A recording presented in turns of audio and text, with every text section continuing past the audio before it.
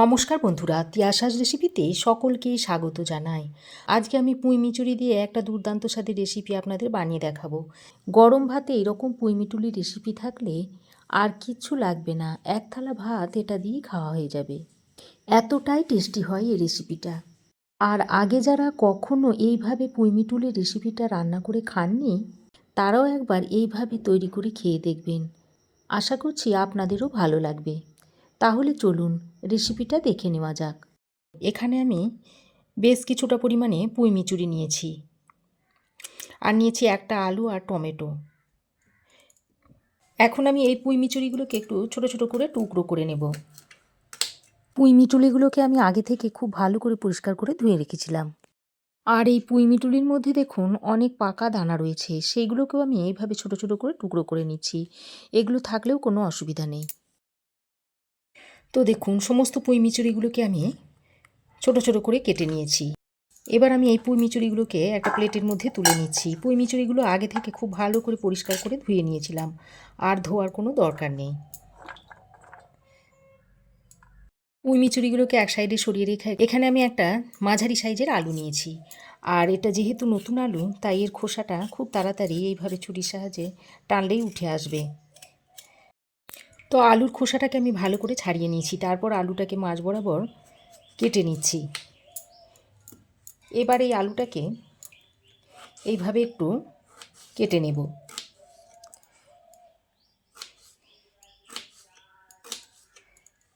এইরকম একটু ছোট ছোট করে আলুটাকে টুকরো করে নেব। আর এই আলুর খোসাটা ছাড়িয়ে নেওয়ার পর আলুটাকে আমি খুব ভালো করে ধুয়ে নিয়েছিলাম।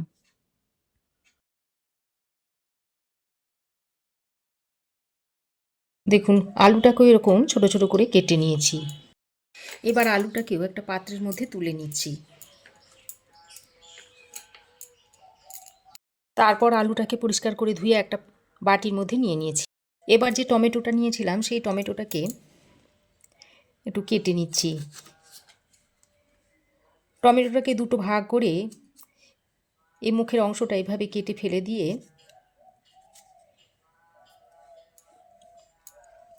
টমেটোটাকেও একটু ছোট ছোট করে টুকরো করে নিতে হবে। আর এই টমেটোটাকেও কাটার আগে আমি পরিষ্কার করে ধুয়ে নিয়েছিলাম। টমেটোটাও দেখুন কাটা হয়ে গেছে। এবার আমি রান্নাতে চলে যাচ্ছি। এবার একটা কড়াই খুব ভালো করে গরম করে নিয়েছি। তারপর অল্প 1 চামচ মতো সর্ষের তেল দিয়ে দিচ্ছি। এবার এই তেলের মধ্যে অল্প পরিমাণে একটু নুন আর হলুদের গুঁড়ো দিয়ে ভালো করে নেড়েচেড়ে মিশিয়ে নিচ্ছি। আমি খুব অল্প পরিমাণে তেল দিয়ে রান্নাটা করছি। তারপর কেটে রাখা পুঁই মিচুরিগুলো এর মধ্যে দিয়ে দিচ্ছি। এবার পুঁই মিচুরিটা দিয়ে নুন আর হলুদের সঙ্গে ভালো করে নেড়েচেড়ে মিশিয়ে নিয়ে খানিকক্ষণ ভেজে নেব। খুব বেশি ভাজার দরকার নেই, হালকা একটু ভেজে নিলেই হবে। গ্যাসের ফ্লেমটাকে মিডিয়ামে করে পুঁই মিটুলিগুলোকে আমি এরকম হালকা করে ভেজে নিয়েছি। এবার এই পুঁই মিটুলিগুলোকে একটা পাত্রের মধ্যে ঢেলে নিচ্ছি। তো পুঁই মিটুলিগুলোকে আমি একটা পাত্রে ঢেলে নিয়েছি। এবার আমি আবারও গ্যাস অন করে কড়াইটা গরম করে দিয়ে দিচ্ছি 1 চামচ মতো সর্ষের তেল। তারপর ওই তেলের মধ্যে দিয়ে দিচ্ছি 1/2 চামচ মতো কালো জিরে। কালো জিরেটাকে হালকা করে একটু ভেজে নিয়ে এবার আমি এর মধ্যে কেটে রাখা আলুটা দিয়ে দিচ্ছি। আর একটা ছোট সাইজের পেঁয়াজকে কুচিয়ে দিয়ে দিচ্ছি। এখন এই আলু আর পেঁয়াজটাকে হালকা করে ভেজে নিচ্ছি।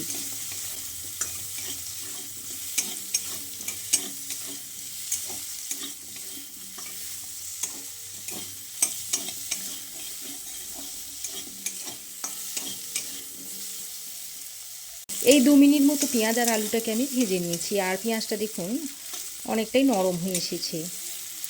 এই পর্যায়ে আমি কেটে রাখা টমেটোটা দিয়ে দিচ্ছি। তারপর টমেটোটা দিয়ে আলুর সঙ্গে 2-1 বার নাড়াচাড়া করে নিচ্ছি। এবার আমি গ্যাসের ফ্লেমটাকে কখনো হাইতে করে আবার কখনো লোতে করে এইভাবে নেড়েচেড়ে আলু টমেটোটাকে ভালো করে ভেজে নেব।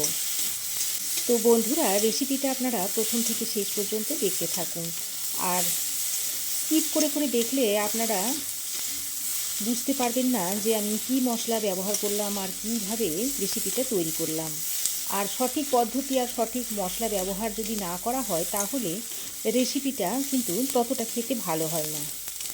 তো দেখুন আলু টমেটোটা দিয়ে প্রায় 2-3 মিনিট মতো গ্যাস বাড়িয়ে কমিয়ে ভেজে নিয়েছি। এবার আমি এর মধ্যে ভেজে রাখা পুঁইমিটুলিটা দিয়ে দিচ্ছি। পুঁইমিটুলিটা দিয়ে আলু ও টমেটোর সঙ্গে খুব ভালো করে নেড়েচেড়ে মিশিয়ে নিচ্ছি। তারপর এর মধ্যে দিয়ে দিচ্ছি অল্প পরিমাণে একটু নুন আর দিয়ে দিচ্ছি একটু হলুদের গুঁড়ো। আগেও আমরা পুঁইমিটুলিটা ভাজার সময় নুন হলুদের ব্যবহার করে পুঁইমিটুলিটাকে ভেজে নিয়েছিলাম। সেই কথাটা মাথায় রেখে নুন আর হলুদটা দিয়ে দেবেন। নুন আর হলুদটা দিয়ে সব কিছুর সঙ্গে খুব ভালো করে নেড়েচেড়ে মিশিয়ে নিয়েছি। তারপর গ্যাসের ফ্লেমটাকে লো টু মিডিয়ামে করে এবার একটা ঢাকনা লাগিয়ে 3-4 মিনিট মতো রান্না করে নেব। ওদিকে পুঁইমিটুলিটা রান্না হতে হতে এদিকে আমি একটা বাটা মশলা তৈরি করে নেব। তার জন্য একটা বাটির মধ্যে দিয়ে দিচ্ছি একটা ছোট সাইজের কুচনো পেঁয়াজ, দুটো দিয়ে দিচ্ছি কাঁচা লঙ্কা, তবে যে যেমন ঝাল খান সেই পরিমাণ কাঁচা লঙ্কাটা দিয়ে নেবেন। আর 1 চামচ মতো দিয়ে দিচ্ছি হলুদ সর্ষে। আমি এটাকে শিলে বেটে নিয়েছি, একটু নুন আর জল দিয়ে এইরকম করে বেটে নিয়েছি। তবে যদি শিলে বেটে করা হয় তার স্বাদ কিন্তু আলাদা হয়। তো 3-4 মিনিট ঢাকা দিয়ে আমি পুঁইমিটুলি আর আলুটাকে ভালো করে রান্না করে নিয়েছি। আর আলু দেখুন ভালোভাবে সেদ্ধ হয়ে গেছে। এবার আমি যে পেঁয়াজ, কাঁচা লঙ্কা ও সর্ষেটা বেটে রেখেছিলাম সেটা এর মধ্যে দিয়ে দিচ্ছি। এই মশলার বাটিতে অল্প সামান্য পরিমাণে জল দিয়ে এখানে দিয়ে দিচ্ছি। খুব বেশি জল দেওয়ার দরকার নেই। ভাজতে ভাজতে পুঁইমিটুলি আর আলুটা প্রায় অর্ধেক সেদ্ধ হয়ে গেছে, তাই জলটা খুব বেশি দেওয়ার দরকার নেই। জলটা দিয়ে সব কিছুকে আবারও খুব ভালো করে মিশিয়ে নিয়েছি। এবার বেশ খানিকক্ষণ এইভাবে নেড়েচেড়ে জলটাকে শুকিয়ে নিতে হবে।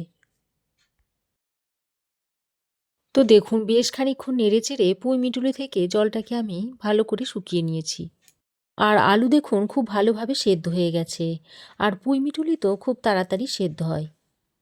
এবার রেসিপিটা সার্ভ করার জন্য একেবারে রেডি হয়ে গেছে। গ্যাসের ফ্লেম বন্ধ করে রেসিপিটা আপনাদের সার্ভ করে দেখাচ্ছি। এবার আমি এই দুর্দান্ত স্বাদের পুঁইমিটুলি রেসিপিটা একটা পাত্রের মধ্যে সার্ভ করে দেখাচ্ছি।